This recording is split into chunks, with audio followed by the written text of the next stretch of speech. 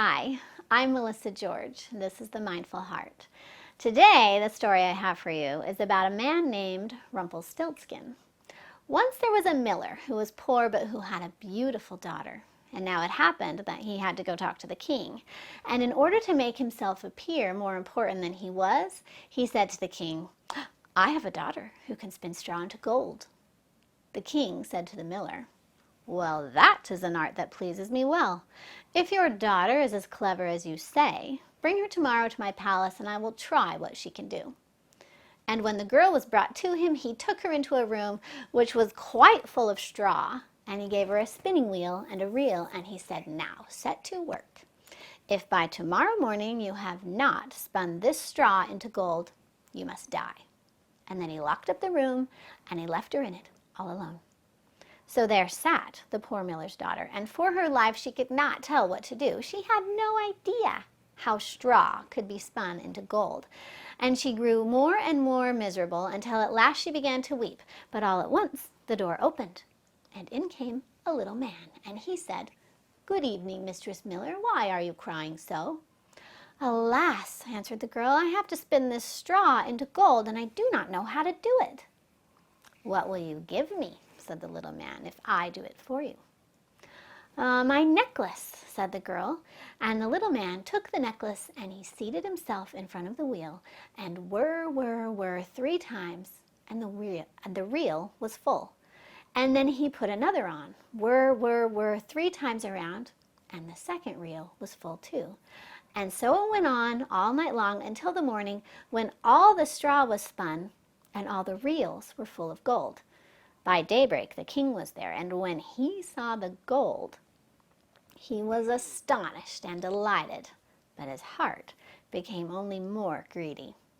He had the miller's daughter taken into another room full of straw, which was much larger, and he commanded her to spin that also in one night if she valued her life.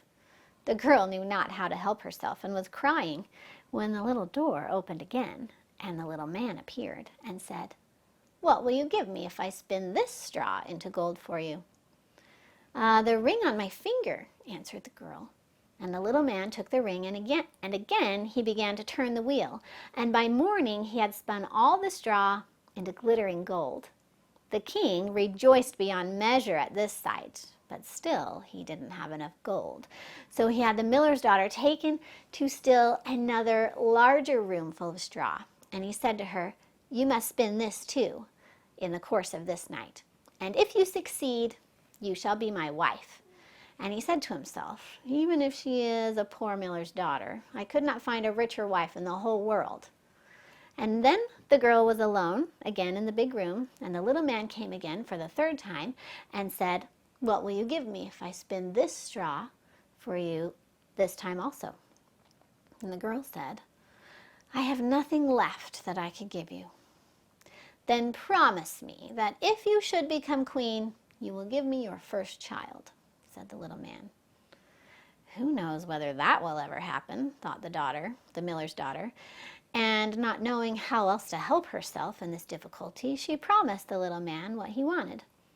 And for that, he once more spun all the straw into gold. And when the king came back in the morning, he found all as he had wished, and he took her in marriage, and the pretty miller's daughter became a queen. A year after, she had a beautiful child, and she never gave a single thought to that little man. But suddenly, he came into her room and said, "Now give me what you promised." The queen was horror-struck, and she offered the little man all the riches of the kingdom if he would but leave her her child. But the little man said, "No, something that is alive is dearer to me than all the treasures in the world." And then the queen began to weep and cry, so that the little man felt sorry for her. "I will give you 3 days' time," said he.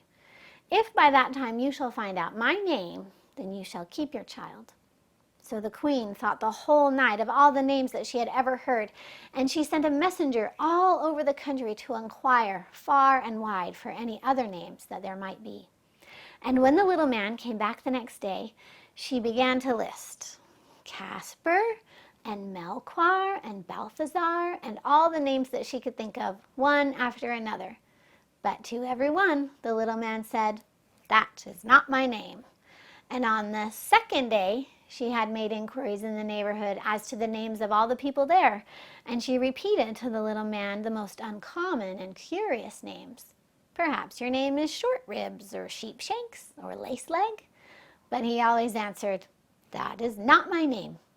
On the third day, the messenger came back again, and he said to the queen, "I have not been able to find a single new name.